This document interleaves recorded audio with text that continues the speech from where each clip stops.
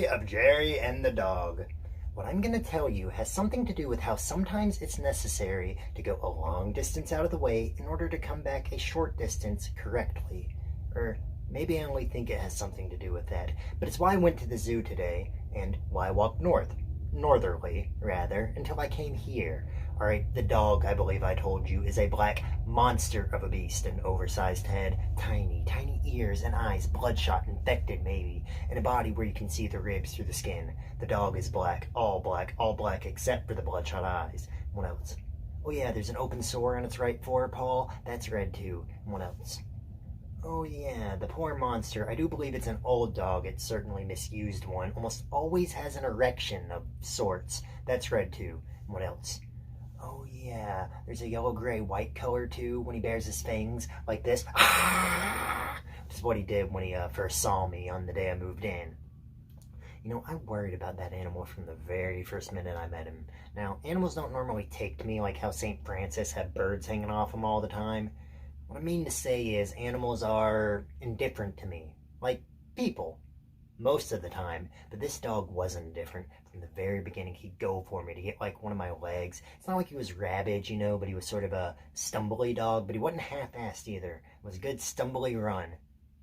Look, he got a piece of my trouser leg once. You can see right here where it's mended. He got that the second day I lived there, but I kicked free and got upstairs fast, so that was that. I still to this day don't know how the other roomers manage it, but you know what I think? I think it only has to do with me. Cozy. Anyway, this went on for about a week, whenever I went in, but never when I went out. It's funny. It was funny. You know, I could pack up and live in the streets for all the dog cared.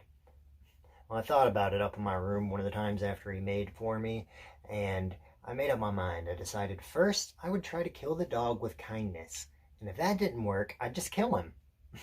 Don't react, Peter. Just listen. So the next day I went out and I bought a bag of hamburgers, medium rare, no catsup and no onion, and on the way home I threw away all the rolls and just kept the meat. When I got back to the rooming house, the dog was waiting for me. I half opened the door that led to the entrance hall, and there the monster was, waiting. It figures. I went in very cautiously. I had the hamburgers, you remember. I opened the bag and placed the meat down about 12 feet from where the dog was, snarling, like so. He stopped snarling, smelled, moved slowly, then faster towards the meat. When he got to it, he stopped. He looked up. I smiled, but tentatively, you understand. He looked back to the food, smelled, sniffed some more, then like that. He tore into him. It was as if he'd never eaten anything in his life before, except like garbage, which very well may have been the truth.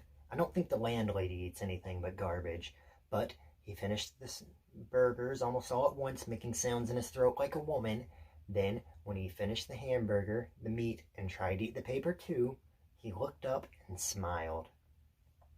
I think he smiled. I know cats do. It was very gratifying for a few moments, then bam, he made for me again, but he didn't get me this time either. So, I get back up in my room, I lay down on my bed, and I start to think about the dog again. Now, to be honest, I was offended, and I was damn mad too. I mean, it was 6 perfectly good hamburgers with not enough pork in them to make it disgusting. I was offended, but after a while I decided to try it for a few more days. Because if you think about it, this dog had what amounted to an antipathy towards me, really. And what I had wondered is if I might overcome this antipathy. So I tried it for 5 more days, but it was always the same. Snarl, sniff, move, faster, stare, gobble, smile, snarl, bam. Well, by this time, Columbus Avenue was strewn with hamburger rolls, and I was less offended than disgusted. So I decided to kill the dog. Don't be so alarmed, Peter. I didn't succeed. So the next day I went out and I bought only 1 hamburger, and what I thought was a murderous portion of rat poison. And when I bought the burger, I asked the man not to bother with the roll, that all I wanted was the meat. And I expected some kind of reaction from him, like, yeah, well, we don't sell no hamburgers without no rolls, or what you expect to do, just eat it out your hands? But no, he smiled benignly, wrapped the burger up in wax paper, handed it to me, and said, "A bite for your pussycat?" I wanted to say no, not really. It's part of a plan I have to poison a dog I know, but you can't say a dog I know without sounding funny, so I said a little too loudly, and I'm afraid too formally, "Yes, a bite for my pussycat." People looked up. That always happens when I try to simplify things. People look up. But that's neither hither nor thither. So on my way back to the rooming house, I stood and kneaded the hamburger and the rat poison together in between my hands. At that point, feeling as much sadness as disgust. When I got back to the rooming house, I opened the door that led to the entrance hall, and there the monster was. Malevolence with an erection, waiting to take the offering, then jump me. Poor bastard. He never realized that the second he took to smile before he went for me gave me just enough time to get out of range. I went in, and I placed the meat down, and walked towards the stairs. The dog went for it as usual, gobbled it up, smiled, which made me almost sick.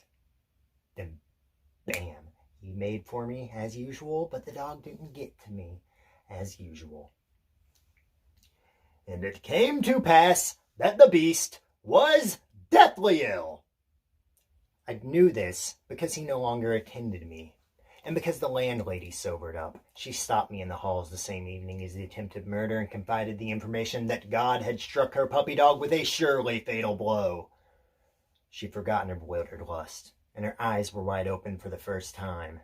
They looked like the dog's eyes. She sniveled and implored me to pray for the animal. I wanted to say to her, "Madam, I have myself to pray for, the colored queen, the person who lives in the front room who I've never seen, the Puerto Rican family, and the woman who cries deliberately behind her closed door, and all of the people in all of the rooming houses everywhere.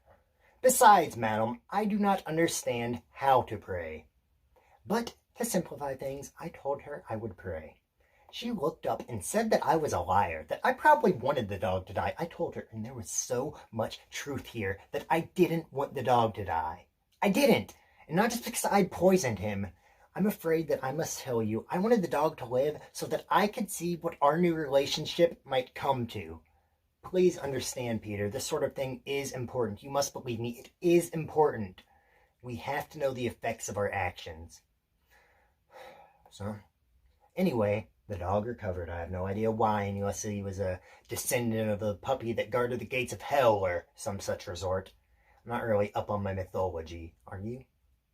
At any rate, you missed the $8,000 question, Peter. At any rate, the dog recovered his health, and the landlady recovered her thirst, in no way altered by the Bow Wow's deliverance. When I got home from a movie that was playing on 42nd Street, a movie I'd seen, or one that was very much like one or several I'd seen, after the landlady told me that the Pumpkins was better, I was so hoping for the dog to be waiting for me. I was, well, how would you put it? Enticed? Fascinated? No, not that either. Heart-shatteringly anxious. That's it. I was heart-shatteringly anxious to confront my friend again. Yes, Peter, friend. That's the only word for it. I was heart-shatteringly etc. to confront my doggy friend again.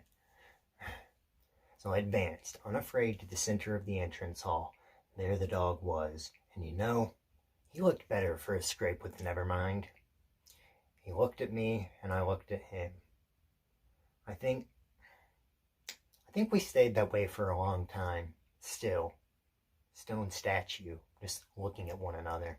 I mean, I looked more into his face than he looked into mine. I can concentrate longer looking into a dog's face than a dog can looking into my face, or anybody else's face for that matter.